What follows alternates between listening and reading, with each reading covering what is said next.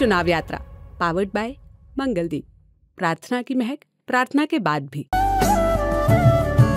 प्रार्थना की महक प्रार्थना के बाद भी। जब मैं असमिस नेशनलिस्ट बोलता हूँ इसका मतलब ये नहीं कि they are trying to separate Assam. ये वायलेट करता है असम अकॉर्ड का 5th और 6th क्लॉज। मतलब लोग ऐसे बोलते तो है ये सरकार खराब है वो सरकार खराब है, लेकिन जब वोटिंग के टाइम आती है उनके जो कार्यकाल में हम लोग ने कुछ चेंजेस मैंने पर्सनली कुछ देखा नहीं। मतलब ऐसे पेट्रोल का प्राइस था 61.5 रुपीज़, अभी आपका 2024 में आपका पेट्रोल का प्राइस हुआ है 100 rupees, approximately 100 rupees. Muslim community को हम लोग जब उन लोगों को कैप पहनते हुए देखते उन लोगों को डायरेक्ट बोलते थे बांग्लादेशी। एक तरफ मुस्लिम का पॉलिटिक्स होता था 2015 तक, अभी हिंदुत्व पॉलिटिक्स हो रहा है। वो एक ऐसे लीडर है जिनका प्रभाव पूरा असम में है। ललन टॉप की चुनाव यात्रा जोरहाट से अब पहुंच चुकी है गुवाहाटी में। हम लोग कॉटन यूनिवर्सिटी में आए हुए हैं। 1901 में खुला ये कॉलेज, पहले कॉटन कॉलेज कहलाता था, और असम का जो क्रीम ऑफ क्रीम क्राउड जो पढ़ाई लिखाई का होता है आपको वो इसी कॉलेज में मिलता है। यहाँ जो बच्चे हैं उनसे हम ये जानना चाहते हैं कि सबसे बढ़िया शिक्षा असम में अगर मौजूद है तो वो उसको ले रहे हैं, वो उनको मिल रही है। इस बढ़िया शिक्षा के साथ में उनके एम्प्लॉयमेंट प्रोस्पेक्ट्स क्या होते हैं, वो किस तरह का काम कर पाते हैं, क्या वो असम में रह के अपनी जीविका ढूंढ पाते हैं या फिर उन्हें बाहर जाना पड़ता है, और जो ये फ़र्स्ट टाइम वोटर्स हैं वो सरकार के अब तक के काम को किस तरह देखते हैं, अपने लोकल एमपी के काम को किस तरह से देखते हैं, और आने वाली सरकार से उनकी क्या एक्सपेक्टेशंस हैं, क्या उम्मीदें हैं। जैसे हमने पहले बताया, सबसे पढ़े लिखे लोग अगर आपको असम में ढूंढना है तो उसके लिए आपको गुवाहाटी आना पड़ता है, और उसके लिए सबसे सही जगह है कॉटन कॉलेज, कॉटन यूनिवर्सिटी जिसका नाम है। यहाँ पे कुछ स्टूडेंट्स हैं, वैसे यहाँ पे पैर रखने की जगह नहीं होती। हम लोग मेन गेट पे खड़े हैं, लेकिन हम दर्शकों को बता दें कि बिहू हॉलीडेज़, बिहू वेकेशन चल रहा है, इसीलिए काफ़ी थिन क्राउड है। लेकिन हमने कुछ स्टूडेंट्स हैं उनसे रिक्वेस्ट की है और एक एक करके हम उनसे बात भी करना चाहते हैं। सर, शुक्रिया, आपने बिहू के वक्त में हमारे लिए टाइम निकाला। आपका नाम क्या है?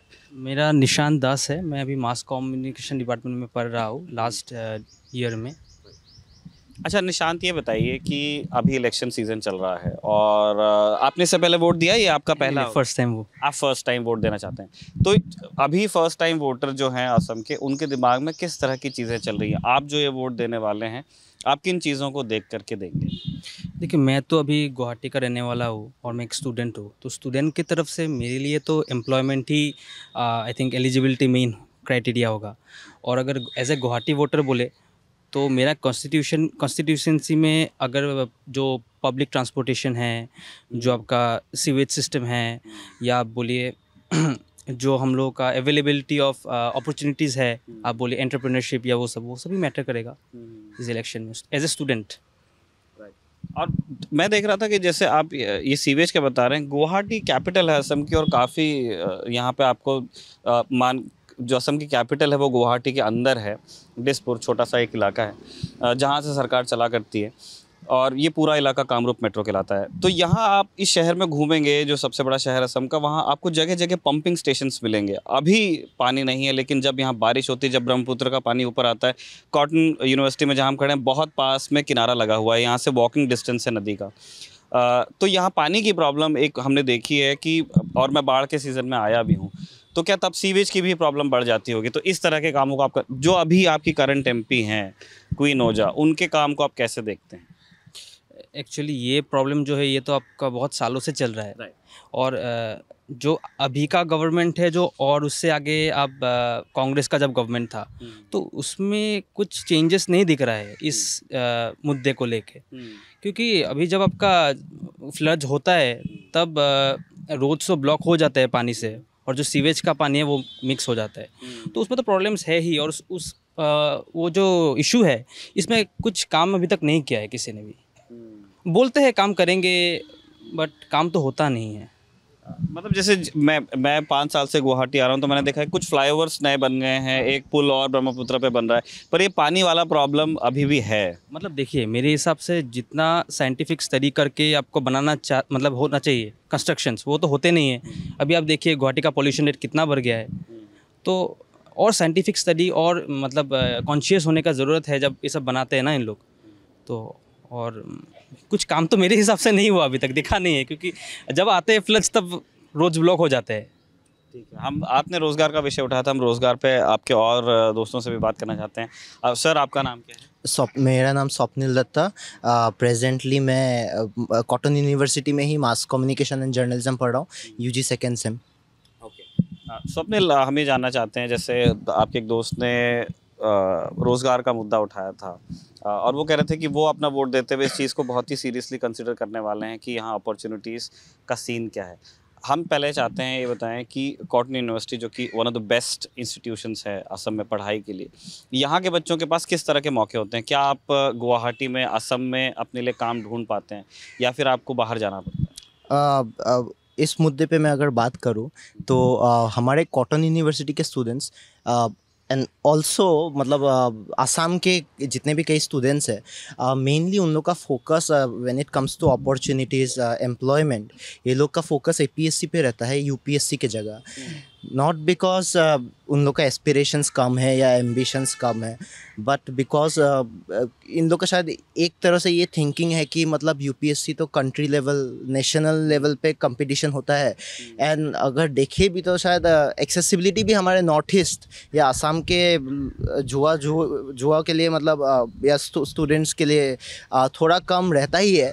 तो उस हिसाब से शायद वो भय रहता है कि मतलब शायद पढ़ेंगे, होगा नहीं होगा। ऐसा नहीं, आप अगर APSC के रिजल्ट्स देखो, कॉटन यूनिवर्सिटी कई I think 50+, I don't remember the exact, 70+ ऐसा निकले थे APSC मतलब जो सिलेक्ट हुए थे, अच्छे मार्क्स आए थे। So they are very good in studies. ऐसा कोई वो नहीं है कि इन लोग का इंटेलेक्ट कम है या कुछ। हाँ, यहाँ पे बहुत बढ़िया स्टूडेंट्स है, बट अपॉर्चुनिटीज़ के हिसाब से आसाम एंड नॉर्थ ईस्ट, ये पूरा रीजन ही मतलब थोड़ा सा होने से भी इट्स इग्नोर्ड, ये मैं मतलब कहना चाहता हूँ।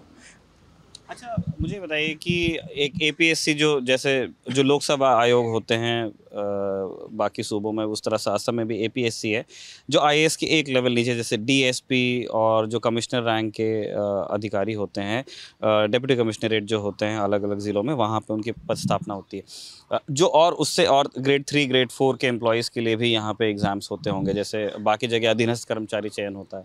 तो यहाँ पे उन लेवल के एग्ज़ाम्स में कितना क्रेज़ है लोगों में, कितनी पढ़ाई, कितनी तैयारी लोग करते हैं? क्या उन परीक्षाओं में भी, जैसे हर साल हम यूपी बिहार में देखते हैं, मध्य प्रदेश में देखते हैं, राजस्थान में देखते हैं, इवन बाकी ज़िलों, बाकी सूबों में भी देखते हैं कि लाखों की संख्या में लोग पिन बनने के लिए लगते हैं लाइनों में, गार्ड्स बनने के लिए लाइनों में लगते हैं? यहाँ की क्या स्थिति? क्रेज़ तो है, कंपैरिजन वैसे करने से आई थिंक शायद जितना मूवीज़ दिखाते हैं, मेन स्ट्रीम मीडियाज़ दिखाते हैं, वो वैसे तो बिहार में बहुत फोकस करते हैं, but I feel like Assam में भी बहुत है। मेरे बहुत पहचान में है जो कॉटन यूनिवर्सिटी में ही पढ़ते हैं, सीनियर भैया लोग कुछ, जो who are also preparing for APSC, specially for this police post, senior post. तो वैसे है, बट उसके साथ साथ एक और मतलब प्रॉब्लम तो ये है कि मतलब हमारे यहाँ पे मतलब because of other underlying issues लोग कैरियर के साथ आंदोलन भी बहुत करते हैं। सो आंदोलन, मुझे ये बताया गया था कॉटन यूनिवर्सिटी की आप जा रहे हैं, आप हिसाब से वहाँ बात करना, क्या कहते हैं, जातीयतावादी वो संस्थान है। अब क्या आप एक बार बताना चाहेंगे कि ये जातीयतावादी संस्थान होने का क्या मतलब हुआ? जातीयतावादी मतलब सिंपली आसामीज नेशनलिस्ट। जब मैं आसामीज नेशनलिस्ट बोलता हूँ, इसका मतलब ये नहीं कि they are trying to separate Assam. नहीं, वो नहीं, डेफिनेटली नॉट। लाइक अपना जो लिंग्विस्टिक आइडेंटिटी है आसामीज लोग, वो लोग अगर आप देख सकते हैं, पहले जब बंगाली इम्पोजिशन किया था ब्रिटिश के प्रोविंस टाइम पे, तो उसके हिसाब से मतलब उसके वजह से भी बहुत हमारी भाषा खो चुकी है। तो उस हिसाब से वो प्रिजर्व करने के लिए मतलब ये आसामी लोग जातीयतावादी करते हैं, विच इज़ टोटली वैलिड। तो वैसे ही, और आपने ये कैरियर लाइन के बारे में पूछा, तो वही आंदोलन करते हैं, तो इसलिए बहुत से लोग वैसे हमारी यूथ जो है थोड़ा पॉलिटिकली ज़्यादा इन्वॉल्व है modern career, but we also cannot blame them because of course we are facing, the Assamese youth is facing the problems that they are trying to address, but nobody is ever focusing on it. वो है। अच्छा स्वप्निल, मुझे बताइए कि जो आपने बताया कि मैं दो चीज़ें जानना चाहता हूँ। वन, कि कॉटन यूनिवर्सिटी के माहौल में ऐसी क्या चीज़ें हैं कि जो जातीयतावादी सेंटिमेंट है वो मुझे ये बताया गया कि आप बाकी जगह जाएंगे वहाँ से थोड़ा सा वहाँ ज़्यादा है, तो क्या स्टूडेंट्स उस तरह के यहाँ लिए जाते हैं या जिस तरह पढ़ाई होती है या जो यूनियन का माहौल है उसमें कुछ है? वन, और दूसरा मैं ये जानना चाहता हूँ कि असम ने एक लंबी हिस्ट्री देखी है यूथ मूवमेंट की, और अभी भी मतलब देश के जो बाकी राज्य हों वहाँ से यहाँ ज़्यादा स्टूडेंट यूनियन ज़्यादा चीज़ों को कंट्रोल करती है, ज़्यादा वोकल है, भी हो आता है तो चंदा भी ले लेती है, तो ये सारी चीज़ें होती हैं। मैं जानना चाहता हूँ कि अभी 2024 में असम के यूथ के वो कौन से इश्यूज़ हैं जो सेंटिमेंटल हैं, जो जातीयतावादी एंगल पे हैं और वो ज़्यादा आपको अफेक्ट करते हैं? पहला तो ऑब्वियस बात है का सिटीजनशिप अमेंडमेंट एक्ट 2019, क्योंकि ये वायलेट करता है असम अकॉर्ड का 5th और 6th क्लॉज। 5th आपका फॉरेनर इशू हो गया और 6th हो गया ये इकोनॉमिक एंड सेफगार्ड डेवलपमेंट वैसा है। सो आई थिंक और एक इशू है जो आंसू भी वो कर रहा है, इसके ऊपर उठा रहा है, लेकिन एक और क्लॉज 5.9 बोल के है असम अकॉर्ड में, जहाँ पे ये लिखा हुआ था कि आंसू, और पहले एक था AAGSP जो अखम गण परिषद, जो पहले जो उन लोग का नाम था उनके अंडर में था। अभी तो फिलहाल they don't exist exactly, it's Assam छात्र परिषद, अखम छात्र परिषद। सो उसमें भी ये लिखा हुआ है कि when it comes to illegal immigrants, ऐसे इशूज़ जो भी रिलीजन से हो, हम लोग हिंदू मुस्लिम कुछ नहीं देख रहे, हम लोग का इशू है इमिग्रेंट्स, फॉरेनर।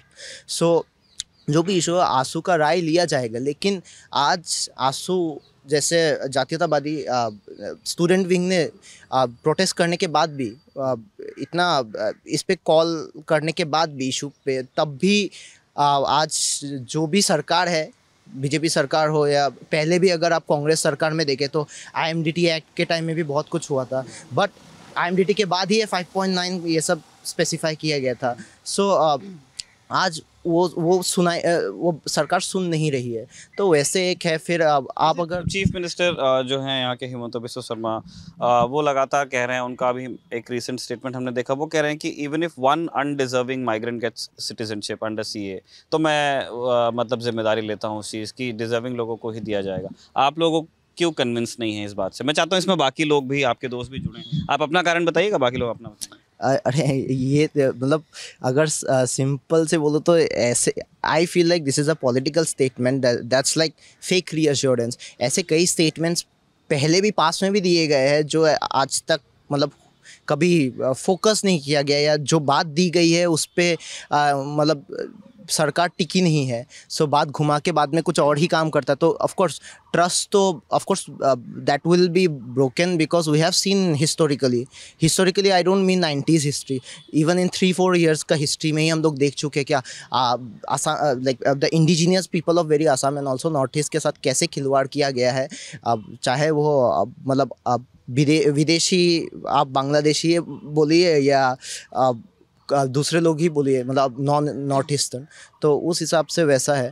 तो और एक ऐसे आपने एक मुद्दा है जो मैं बात करना चाहता हूँ, जो आपने अभी तक शायद पूछा नहीं हो या नेशनल मीडिया में भी नहीं आई, एक है वो सिल्सा को एविक्शन हो गया। तो मतलब वहाँ पे मतलब बेसिकली पहले क्या आप थोड़ा एक्सप्लेन करना चाहेंगे फॉर आवर व्यूअर्स की ये? या श्योर, इतना डिटेल्स में तो नहीं, but like just to simplify, because of course people like simple explanations. तो सिल्सा को एविक्शन में क्या, नहीं आप डिटेल में बताइए, ललन टॉप के व्यूअर्स करते हैं प्रोसेस, आप धीरे धीरे बताइए, टेक योर टाइम।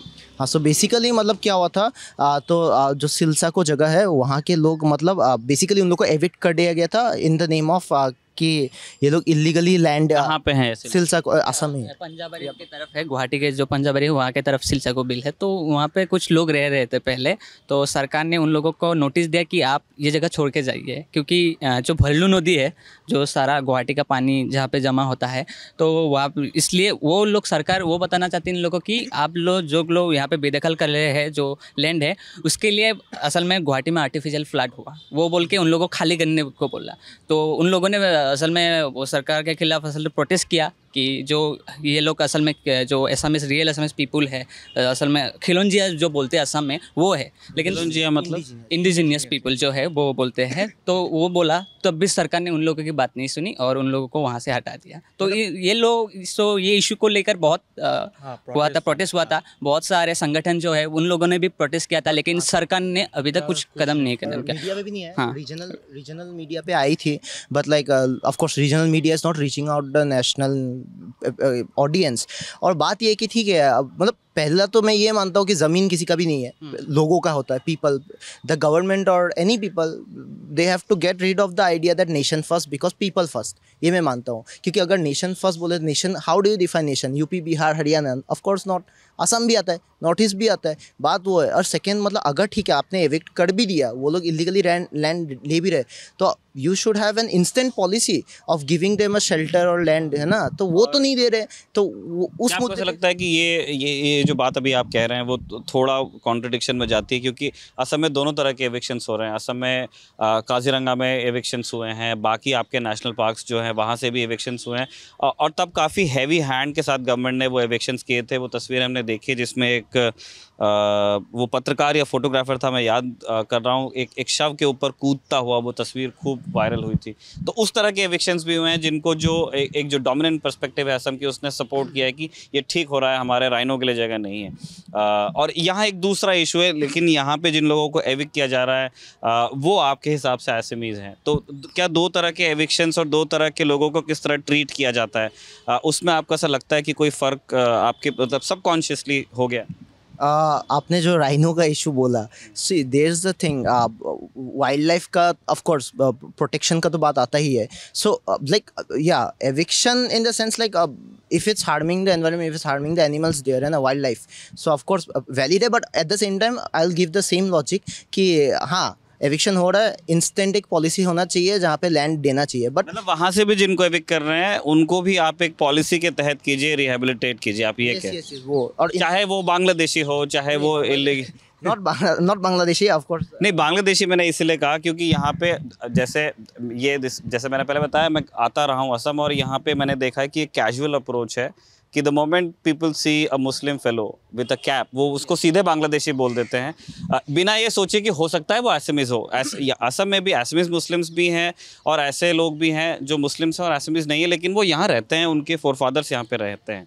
लेकिन ब्रांडिंग बहुत जल्दी हो जाती है, सीधे लोग मियाँ बोल देते हैं या सीधे लोग बांग्लादेशी बोल देते हैं, जबकि किसी के यहाँ से कोई फौज में है, किसी के यहाँ से कोई पॉलिटिक्स में रह चुका है, यू नो दैट वे। इसलिए मैंने वो टर्म यूज़ करके आपसे वो है, वो एक stereotype, we have to work upon that is something very inhuman. मतलब आसामीज मुस्लिम्स एग्जिस्ट करते हैं, ठीक है, तो वैसे और मियाँ मतलब of course there is a reason that मतलब even Assamese Muslims, I won't use the word hate, racist नहीं है, but like they of course do feel they distance themselves from Bengali Muslims. No, not that, but like जब आप Bengali Muslims बोलते हैं तो उसके साथ एक और चीज़ आता है Sylheti. Now that's also different, but of course on paper Sylheti is mix, मतलब under Bengali dialect, but actually Sylheti का भी एक हिस्ट्री है, it's a unique language, it's not actually Bengali, वो है। और Miya Muslims, even Assamese Muslims feel insecure because of Miya Muslims. सरकार का मेन गलती है, क्या गलती है सरकार? कांग्रेस का टाइम आप IMDT एक्ट देखिए, 4 million around Muslim Bengalis were asked to were given citizenship in Assam, तो इलीगल माइग्रेशन करवाया था, फिर उसके साथ नेशनल और स्टेट लेवल वोटिंग भी दिया था। तो उस हिसाब से of course like because it's also hard to identify between Assamese Muslims and Miya Muslims, so उस हिसाब से मतलब there is a section of Assamese people ethno fascist also, I will agree on that. So उस ethno fascist exist करते हैं, of course सब community पे एग्जिस्ट करते हैं, you can not deny that. what I'm saying is ठीक, देखिए जातीयतावाद वेरी इंटरेस्टिंग, मतलब आपने जिस तरह से उस बात को रखा, एथनो फाशिस्ट, क्या आप एक बार दर्शकों को बताएंगे कि एथनो फाशिज्म आपके हिसाब से क्या होता है? Just a quick to give a hang कि हम बात क्या कर रहे हैं। अच्छा लग रहा है आपसे? Ethnofascism is basically what like one ethnicity, for example Hindutva, एक एथनिसिटी से पूरा डोमिनेट कर रहे सब जितने कम्युनिटीज़ है। नाउ जातीयतावादी is different, that is not the, उसमें एथनोफासिज्म नहीं है। एथनोफेसिज्म नहीं है। लाइक एथनोफेसिज्म तब है जैसे आपने जैसे बोला आसामीज मुस्लिम्स को मियाँ, that is a stereotype, that is अ मतलब दैट इज़ एक प्रॉब्लम है। तो वो सरकार का भी गलती है, बिकॉज लाइक अभी मिक्स कर दिया एक साथ, सो आइडेंटिफाई करना मुश्किल है। तो I think the government should also work upon it. हम लोग कितना प्रोटेस्ट करेंगे, प्रोटेस्ट तो करेंगे, करते ही आ रहे हैं कितने सालों से, है ना, लेकिन सरकार को वो चीज़ वो मुद्दे पे काम करना चाहिए। तो वो मेरी राय है। बिल्कुल बिल्कुल बिल्कुल। अच्छा, इतने बहुत पैशनेटली आपने बात की, और मैं अगेन आप लोग भी बीच बीच में चिप इन कीजिए। जब मैं जानना चाहता हूँ कि जैसे आपसे बात करके भी, और इससे पहले मैं जितनी बार असम आया हूँ उतनी बार मैंने लोगों से बात करके पाया कि काफ़ी ये जो विषय है लोगों के दिल के काफ़ी करीब है, वो बहुत फील करते हैं। चाहे वो मतलब अकॉर्ड से पहले की स्थिति हो, अकॉर्ड वाला अचीवमेंट हो, उसके बाद एक वो सेंस ऑफ होप हो कि अब नुमालीगढ़ में रिफाइनरी आएगी, यहाँ पे ये होगा, यहाँ पे ये होगा, IIT आएगा। कुछ चीज़ें होती हैं, कुछ चीज़ें, बोगीबिल अभी बना है जाके कुछ साल पहले। तो इस तरह कुछ चीज़ें हो रही हैं, लोग फील तो करते हैं, लेकिन ऑफ लेट हमने ये देखा है कि इलेक्टोरली ये विषय चुनाव को प्रभावित नहीं कर पाते हैं। जैसे मैं उदाहरण दूंगा कि आपने कहा कि CA एक बड़ा मुद्दा है, और सबसे भारी भरकम प्रोटेस्ट अगर आप अगर उत्तर प्रदेश को छोड़ देंगे तो कहीं हुआ है तो वो डिब्रूगढ़ में हुआ है, असम में।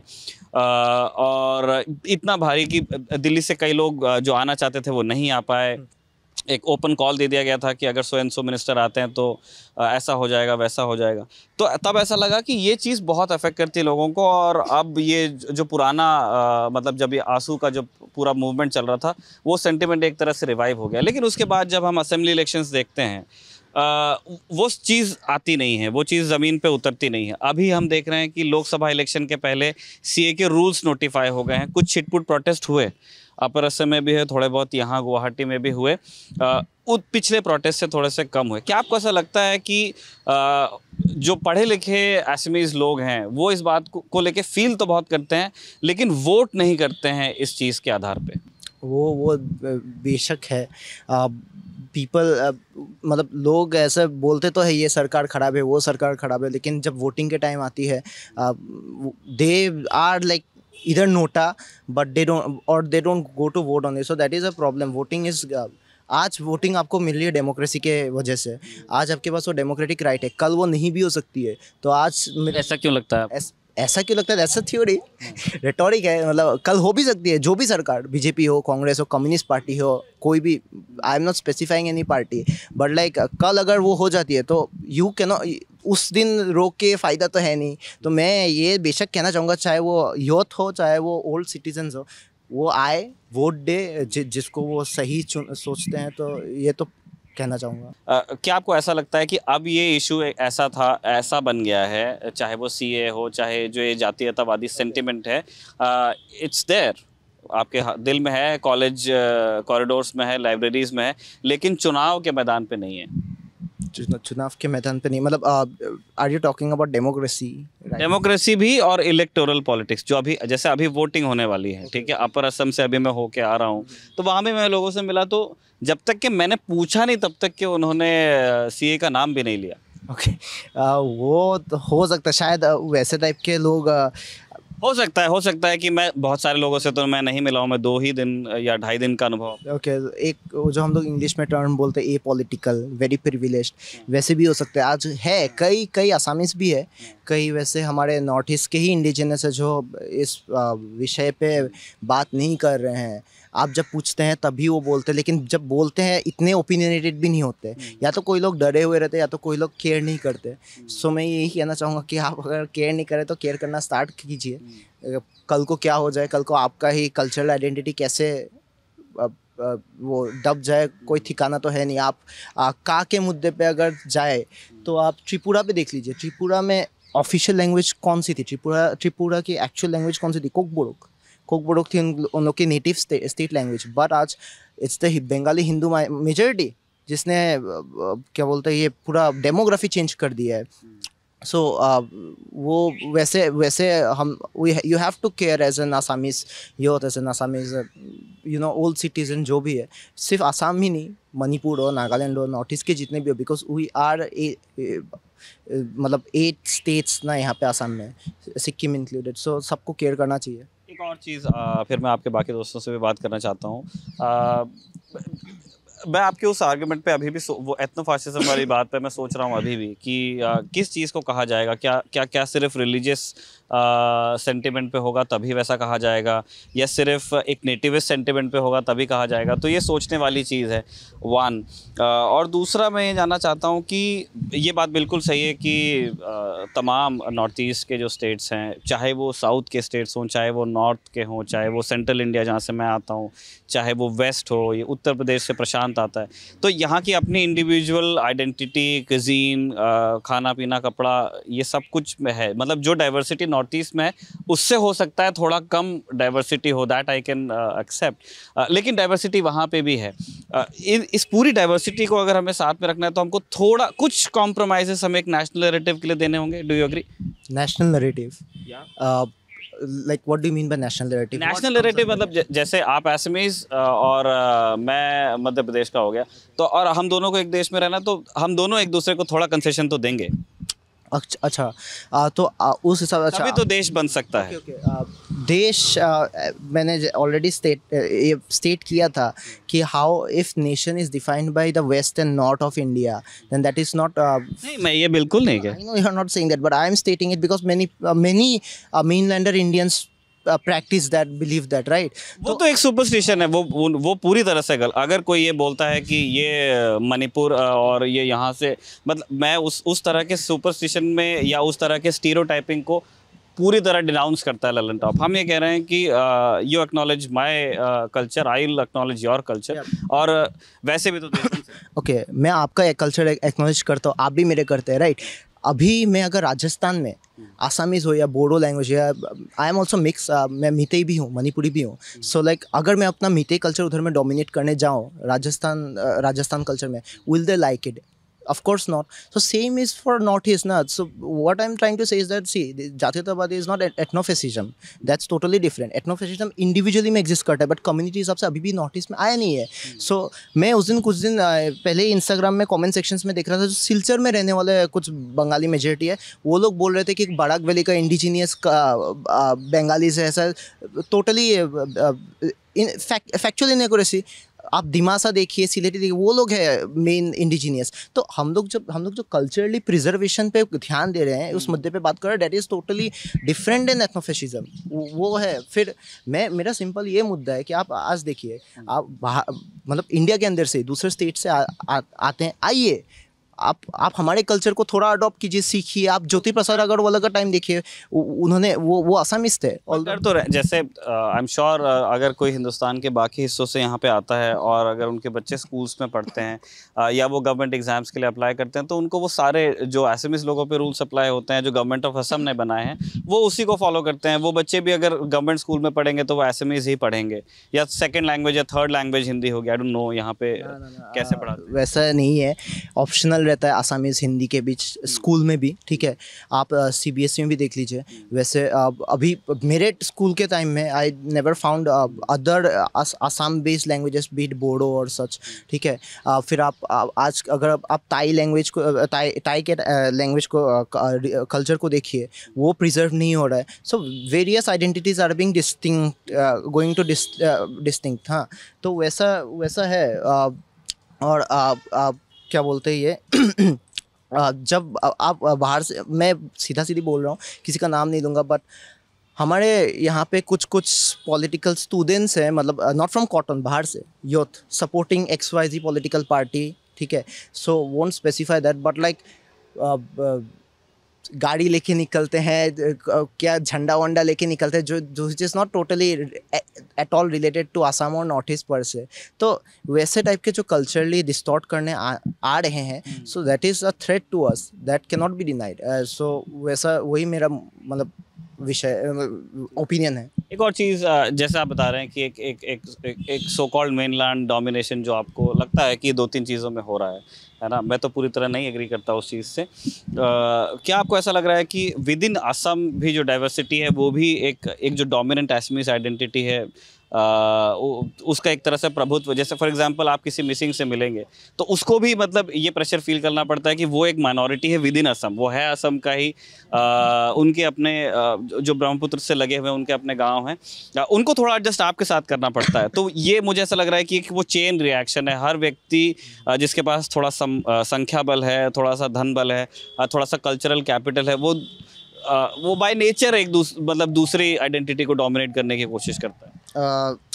वैसा I have not personally experience. जैसे आप अगर आप दीमा हसाओ जाएंगे तो उनके पास अपनी लैंग्वेज है, उनके पास अपना कल्चर है, अपनी रिलीजियस प्रैक्टिसेस हैं, कुछ उसमें से क्रिश्चियंस हो सकते हैं, कुछ अभी भी एनिमिस्ट हैं, कुछ जो पुरानी आदिवासी परंपराएं हैं उनको वो फॉलो कर रहे हैं, विच इज़ देयर राइट, है ना। लेकिन जैसे उनको भी एसिमिलेट होना पड़ता है असमिस आइडेंटिटी में। वैसे मतलब I have not personally seen the, at least मैं ये नहीं बोल रहा कि द एग्जिस्ट और डज नॉट एग्जिस्ट। चलिए, लंबी चर्चा हमने कर दी जो जातीयतावाद का मुद्दा है असम में उसके ऊपर, है ना, और अंतहीन चर्चा है, उसका छोर पकड़ना एक वीडियो में बड़ा मुश्किल है, और हमारी भी उम्र और जो समझ है वो भी डेवलप हो ही रही है इस चीज़ को लेकर के। हम आगे बढ़ते हैं, बाकी भी विषय हैं जिन पर हमें ललन टॉप को बात करनी है। जैसे एक हमने जातीयतावादी सेंटिमेंट पे खूब बात की और उसको वो कैसे वोटर बिहेवियर को अफेक्ट करता है वो बात की। हम वापस लौटना चाहते हैं रोज़गार के विषय पे। एम्प्लॉयमेंट सेक्टर में जैसे आपने बताया था कि आपके दोस्त ने बताया कि APSC को लेकर के यहाँ पे क्रेज़ है, और लोगों की बड़ी कोशिश होती है कि अगर यहीं कुछ मिल जाए तो ठीक रहेगा। मैं जानना चाहता हूँ कि APSC और उससे जो जूनियर पोस्ट के लिए जो आपके एग्जामिनेशंस होते हैं यहाँ पे कितने फेयर हैं, उन एग्ज़ाम्स की क्या फ्रीक्वेंसी है, और क्या ऐसा तो नहीं हो रहा है कि अभ्यर्थी 3-4 साल स्टूडेंट्स वेट कर रहे हैं, तब एक बार एग्ज़ाम आता है, पेपर लीक होता है, क्या वैसा असम में हो रहा है? देखिए, आसाम में तो ये अभी से नहीं, पहले से ही हो रहा था।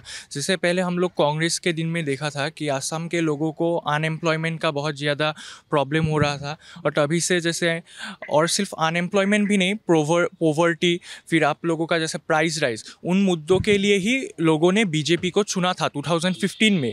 तो जो आप लोगों का आपने जैसे पूछा जो अनएम्प्लॉयमेंट का विषय है, तो अभी जब हिमंत बिश्व शर्मा जी का सरकार जब सत्ता में आया है, तब से क्या हो रहा है, तब से आप लोगों का जो ये मतलब एग्जामिनेशन का जो मतलब गवर्नमेंट एग्जामिनेशन का रिक्रूटमेंट हो रहा है, वो थोड़ा फ्रीक्वेंसी मतलब पहले से मतलब आप लोगों का बढ़ गया है। मतलब पहले थोड़ा मतलब बहुत दिन के बाद एग्जामिनेशन आता था तो लोगों बहुत प्रिपेयर करते थे, तो अभी वो फ्रीक्वेंसी मतलब थोड़ा कम टाइम में आ रहा है, तो इसलिए लोगों का मतलब अनएम्प्लॉयमेंट पहले से मतलब अभी थोड़ा अच्छा हुआ है। लेकिन हम लोग ये नहीं बोल सकते कि वो पूरा फ्री एंड फेयर है, क्योंकि अभी भी मतलब ऐसा हो रहा है कि मतलब जो first tier, second tier, third tier, जो जैसे फर्स्ट टायर के लोगों को ही मतलब जिसका मतलब अगर किसी मतलब कनेक्शन है, उन लोगों को ही मतलब एम्प्लॉयमेंट मिल रहा है, तो ऐसा टाइप का अभी भी मतलब उतना फ्री एंड फेयर नहीं हो रहा है। और वो नॉर्थ ईस्ट का स्टेट स्पेशली आसाम, वो अभी से नहीं, वो 90 से सफ़र करते आ रहे।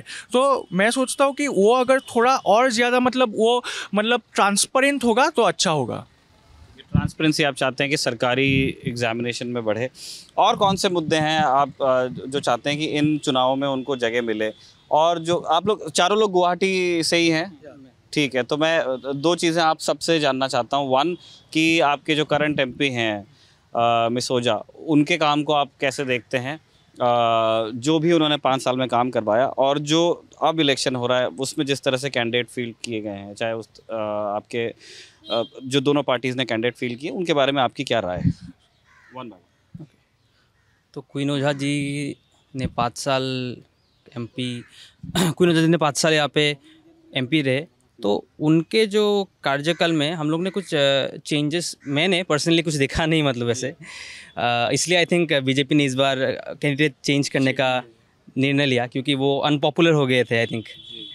तो और इस बार जो बीजेपी का कैंडिडेट है बिजुली कलिता मेधी, यस, उनके तो हम लोग ने अच्छे से नाम भी नहीं सुने थे अभी से, पहली बार नाम सुने। कि वो वाइस प्रेसिडेंट हैं असम प्रदेश की भी। बट आप वाइस प्रेसिडेंट है, बट आपका ग्राउंड रियलिटी में आपका प्रेजेंस नहीं है ना। आपने सुना था बिजुली कलिता मेधी? नहीं, मैंने तो आज तक उनका नाम नहीं सुना था। और देखिए, जैसे आपने पूछा, कांग्रेस के जो कैंडिडेट है उनका नाम आपने सुना? मीरा बोर ठाकुर को? उनका तो नाम सुना है। चारों लोगों ने? हाँ, अच्छा, लेकिन बिजुली कलिता मीठी का नहीं सुना। जैसे आपने बोला कि मिस ओजा के टाइम में जैसे काम नहीं होता, देखिए मैं अकॉर्डिंग टू स्टैटिस्टिक्स जाना चाहता हूँ। जैसे दिसंबर 2014 में पेट्रोल का प्राइस था 61.5 रुपीज़ पर लीटर। अभी आपका 2024 में आपका पेट्रोल का प्राइस हुआ है 100 रुपीज़, अप्रॉक्सीमेटली 100 रुपीज़। डीजल का प्राइस था 50 रुपीज़ दिसंबर 2014 में, अभी डीजल का प्राइस है 80 रुपीज़। तो ये जो असम में जो ये आपका जो मतलब प्राइस राइस का जो मुद्दा है कॉमन पीपल के लिए, तो ये सभी असली मुद्दा है ना। तो ये सब में बीजेपी गवर्नमेंट ने बोला था कि बहुत हुई महंगाई, अब की बार मोदी सरकार कहाँ गया, ये सब कहाँ गया? महंगाई तो कमा नहीं है असम में, तो ये सब कॉमन पीपल का वही तो मतलब हम लोगों ने इसलिए तो उन लोगों को वोट दिया था। तो अभी जैसे अभी पोवर्टी का बात मैं करता हूँ। पोवर्टी का जो ये जो मतलब जो भी गवर्नमेंट का स्कीम है वो तो गांव में पहुंचा नहीं है अभी भी। बहुत सा मतलब आप रूरल मतलब आप लोअर असम में, बीजेपी के लोग तो कह रहे हैं कि हमारा ये अरुणोदय बहुत लोगों तक पहुंच रहा है, उसको डिसाइडिंग फैक्टर बता रहे हैं इन इलेक्शंस में। नहीं, आप तो लोअर असम में जाइए, बहुत तो लोग ऐसा है उन लोगों का बाथरूम भी नहीं है टॉयलेट करने के लिए, प्रॉपर बाथरूम नहीं है। अभी भी असम फ्यूडल और ट्राइबल स्टेज में ही है, अभी भी असम में बाथरूम कच्चा है। आप मतलब अगर आप रूरल असम में या पर लोअर असम में आप लोग जाएंगे तो अभी भी असम में क्या हो रहा है, जो असम में आपने पहले बोला था ना, जो असम में एक जो मुस्लिम कम्युनिटी को हम लोग जब उन लोगों को कैप पहनते हुए देखते हैं उन लोगों को डायरेक्ट बोलते थे बांग्लादेशी। वो मतलब क्या होता है आपको मैं बताना चाहता हूँ। देखिए, आप अगर जैसे एटमॉस्फेयर में आप रहोगे ऐसा ही मतलब आप एडप्ट करोगे ना। तो असम में क्या हो रहा है, 79 से 85 तक जो एजिटेशन हुआ था, असम का लोगों का ऐसा माइंडसेट हो गया है कि कोई भी अगर मुस्लिम पीपल हम लोग देखें तो ये अनएडुकेटेड है, अनएम्प्लॉयमेंट है, इन लोगों का लेबर का ही काम है। तो ऐसा होता है, ऐसे मतलब सब लोगों को जो जैसे हो गया आसामीज हम लोग नेटिव पीपल है, जैसे मुस्लिम नेटिव पीपल भी है, सब लोगों को एक इक्वल पोजीशन में ये जो भी सत्ता में असम में सरकार आ रहा है वो रख नहीं पा रहे, वो ऊपर नीचे हो रहा है। इसलिए असम में डिस्क्रिमिनेशन का जो ये मुद्दा है पॉलिटिकल इशू बन जाता है। आपको लगता है कि असम में डिस्क्रिमिनेशन हो रहा है रिलीजियस लाइंस पे? देखिए, डिस्क्रिमिनेशन क्या, पहले जब आप कांग्रेस, मैं पूरा सीधा से बताना चाहता हूँ, जैसे कांग्रेस था, कांग्रेस क्या करता था, कांग्रेस एक पार्टिकुलर कम्युनिटी को लेके पॉलिटिक्स कर रहा है। जैसे वो लोग पॉलिटिक्स कर रहा था कि मुस्लिम को लेके पॉलिटिक्स कर रहा था। अभी बीजेपी क्या कर रहा है, हिंदुत्ववाद कर रहा है।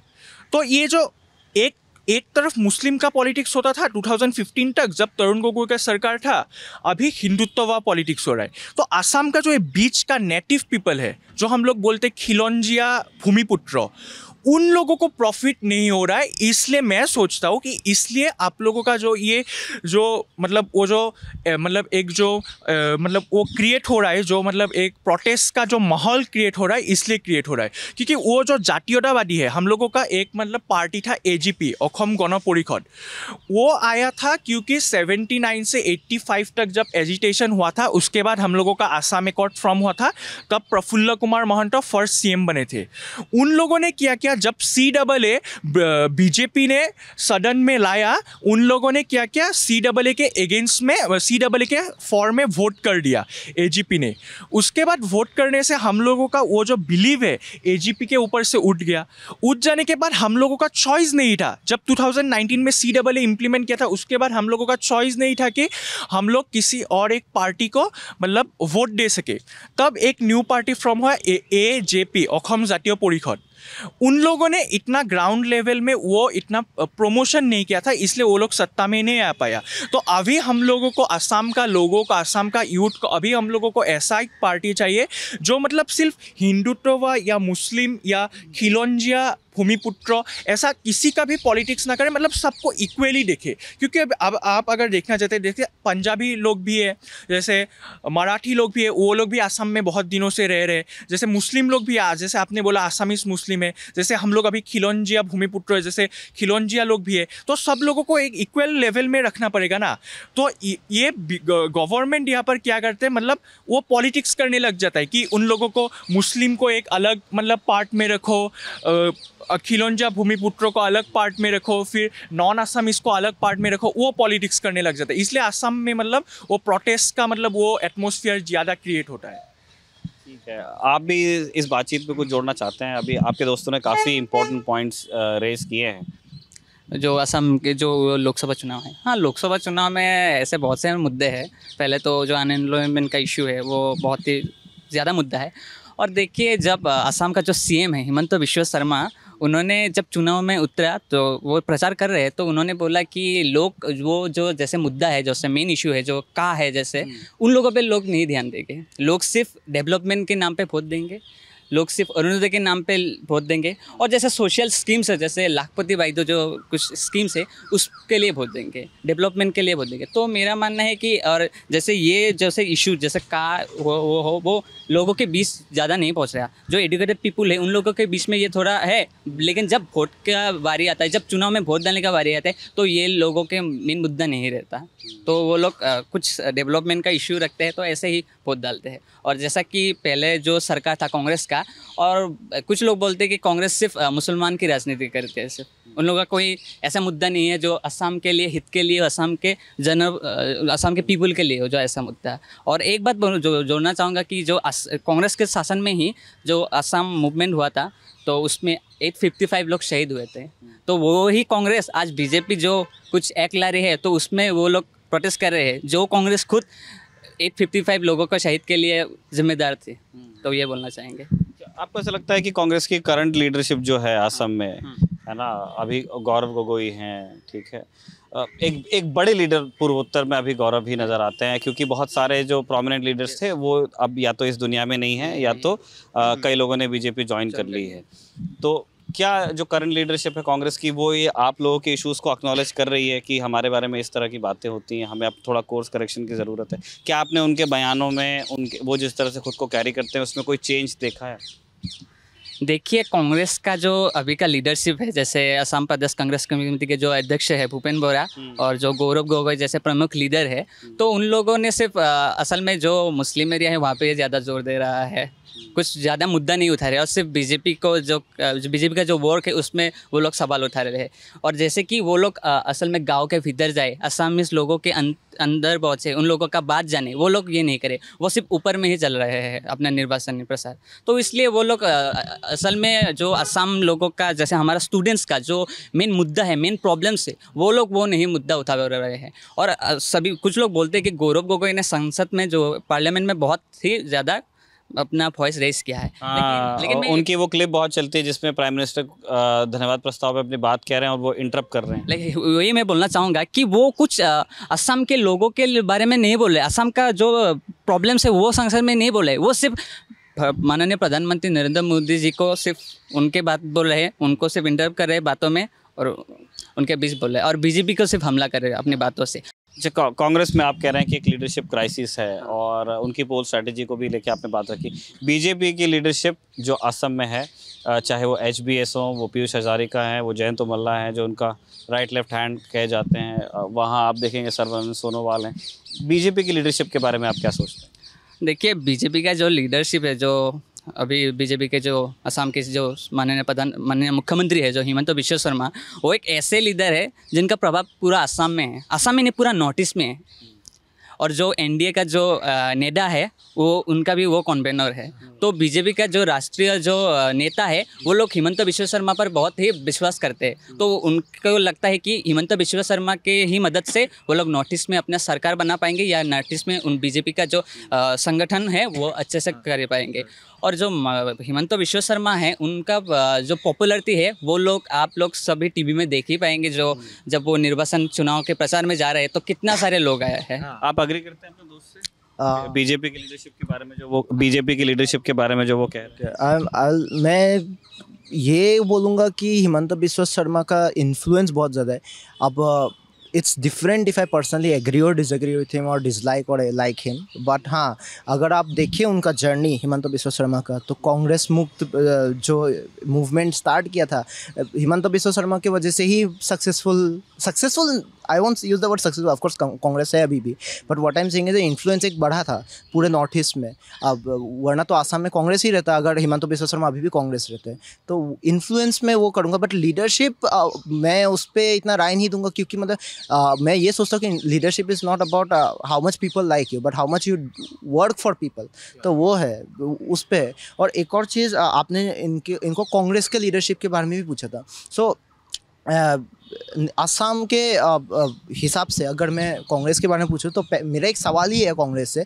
तो कांग्रेस ने अपना मैनिफेस्टो पब्लिश किया था, उस पर ठीक है क्या बोलते हैं सेम सेक्स मैरिज ये सब लीगलाइज करेंगे, रिजर्वेशन पे जो दें सब ठीक है, लेकिन कहाँ पे कुछ नहीं दिया, CAA पे कुछ नहीं दिया है। सो मेरा उससे आपकी इच्छा थी कि CAA पे कांग्रेस को कुछ कहना चाहिए था। हाँ, जो भी ओपिनियन है वो कहना चाहिए था। तो लेकिन और उससे याद दिलाता है मुझे शशि थरूर का एक इंटरव्यू, उन्होंने कहा था कि बहुत बढ़िया चीज़ है लेकिन उसमें मुस्लिम भी इंक्लूड होना चाहिए।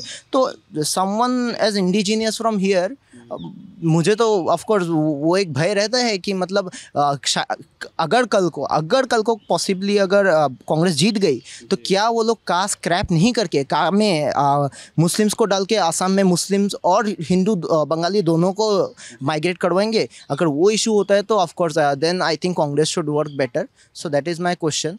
एंड आपने क्वीन ओजा का बारे में बोला था, सो उनका एक स्टेटमेंट मुझे याद आता है 1 साल पुरानी, 40 लाख अनएम्प्लॉयड को गवर्नमेंट जॉब्स मिल गई। So that was what she stated. So but the thing is I'm not denying or agreeing that job मिली या नहीं मिली, but एक जो कुछ एक प्रोटेस्ट हुआ था आपका ये कैश जॉब स्कैम ऐसा कुछ, मुझे भी इतना ठीक से मालूम नहीं है, जस्ट थोड़ा ऊपर में मालूम है कि मतलब कुछ APSC रिलेटेड था। सो कैश के नाम पे जॉब किया, लेकिन बाद में मतलब बहुत सारे इलीगल मेजर्स यूज़ होते हैं। तो सिंपल मुद्दा ये है कि मतलब सरकार को उस चीज़ पे ध्यान देना चाहिए कि जॉब देने से नहीं, जॉब की सिक्योरिटी, फिर जॉब में कैसे वो क्या बोलते हैं ये मतलब चीज़ें को थोड़ा देखभाल करनी चाहिए। तो वही है। लीडरशिप को लेकर आप कुछ कहना चाहेंगे? जो 2 बड़े दल हैं, मैं एक बात जोड़ना चाहूँगा, जो कांग्रेस का जो मैनिफेस्टो उन्होंने बोला कि का मुद्दा नहीं है वहाँ पे, तो जो असम प्रदेश के जो तत्वावधायक है जितेंद्र सिंह जी, तो उन्होंने गुवाहाटी में एक तत्वावधायक मतलब वो एक कन्वीनर की तरह ही रहते हैं जो असम प्रदेश को लिए। तो उन्होंने एक प्रेस मीट में बोला कि जो का मुद्दा है वो भारत के दूसरे हिस्सों में नहीं है, तो ये जो मैनिफेस्टो निकाला है तो ये पूरे नेशन के लिए निकला है, तो इसलिए उनमें जो वो है का मुद्दा नहीं है। तो असम में जो है एक राइजर दल करके एक जो कांग्रेस के साथ मतलब इस इलेक्शन में हमने देखा कोलिशन है, अखिल गोगोई तो गौरव का प्रचार भी कर रहे हैं। तो उन्होंने जो कांग्रेस के हाईकमान को लिखा कि का मुद्दा क्यों उन लोगों के मैनिफेस्टो में नहीं है, तो उन लोगों में जो रिप्लाई में वो बोला कि जो का मुद्दा है वो पूरे भारत के लिए नहीं है, कुछ हिस्सों के लिए है, तो इसलिए उन्होंने नेशनल जो मैनिफेस्टो निकाला उसमें नहीं है, लेकिन वो असम में का विरोध करते रहेंगे, ऐसा बोला। इससे भी मुझे एक याद आता है, मैंने एक स्टेटमेंट दिया था कि मतलब India is defined by west और नॉट, देन ऑफ कोर्स तब तो वो नॉर्थ ईस्ट के लिए भी बुरी है। सो मतलब ये बीजेपी को ही सिर्फ अटैक नहीं है, ये कांग्रेस की भी, जिसने जैसे मेरे दोस्त ने बोला सुजान ने कि ये उन्होंने ये कुछ हिस्सों की बातें इसलिए काम के बारे में बात नहीं किया। तो इस my question to Congress is are they again ignoring North East and Assam specifically on this basis? So वो अगर वो इस चीज़ पे उत्तर दे सकते हैं या काम कर सकते तो बढ़िया है उनके लिए, तो तब जाके लीडरशिप मान सकते हैं, बट फिलहाल देखना बाकी है अभी दोनों के। और जो भारत जोड़ो यात्रा था उसमें भी वो क्लियरली देख रहा है कि देखिए राहुल गांधी एक तरफ सेंट्रल असम और जो वो है वो भारत जोड़ो यात्रा दूसरे तरफ से कर रहा है, और असम में भारत जोड़ो यात्रा बाद में कर रहा है, और बाद में गुवाहाटी के अंदर से उन्होंने जाने का कोशिश ही नहीं किया। वो बोलने लगे कि सीएम ने, हिमंता बिश्वा शर्मा ने उन लोगों को रोका है, लेकिन वहाँ पर यहाँ पर कितना कार्यकर्ता रुका हुआ था, उन लोगों ने जाने की कोशिश ही नहीं किया अंदर से। तो ये क्लियरली दिखाता है कि कांग्रेस अभी भी नॉर्थ ईस्ट को इग्नोर कर रहा है, लेकिन उन लोगों का जो कंपटीशन है वो बीजेपी के साथ में है, इसलिए वो लोग दिखाना जाता है कि वो लोग कर रहे हैं, लेकिन ये कांग्रेस अभी भी मतलब नॉर्थ ईस्ट को इग्नोर करते हैं। इसलिए तो उन लोगों को 2015 में लोगों ने विश्वास नहीं किया था, उन लोगों ने वो हारा था इलेक्शन। तो ये थी कॉटन कॉलेज से हमारी बातचीत, काफ़ी लंबी बातचीत है, और यही कॉलेज आने का सुख भी होता है कि यहाँ पे जब कॉलेज में आप स्टूडेंट से मिलते हैं तो आप उनसे किसी भी विषय पे बात कर सकते हैं। बहुत पैशनेटली वो अपनी बात रखते हैं, बहुत ईमानदारी के साथ बात कहते हैं। जब हम मार्केट में लोगों से बात करते हैं, दुकानदारों से, आम लोगों से, तो काफ़ी कॉशियस होते हैं कि कौन सी चीज़ अगेंस्ट चली जाएगी, कौन सी चीज़ ऐसी चली जाएगी। कॉलेज में लेकिन लोग दिल खोल के बात कर देते हैं। यही हमारा मकसद था कॉटन यूनिवर्सिटी आने का। जैसे हमने पहले बताया, जो लोग आए हैं इस वीडियो में, जो दर्शक हमारे, जो युवा स्टूडेंट्स हैं उनका हम धन्यवाद करते हैं, क्योंकि वो बिहू की छुट्टी में से समय निकाल करके कॉलेज आए थे ताकि हम कॉलेज में इस वीडियो को रिकॉर्ड कर सकें। इन सब का धन्यवाद। ये वीडियो देखने का आपका धन्यवाद। कॉटन यूनिवर्सिटी से प्रशांत के साथ मैं हूं निखिल। आप बने रहिए दी ललन टॉप की चुनाव यात्रा के साथ।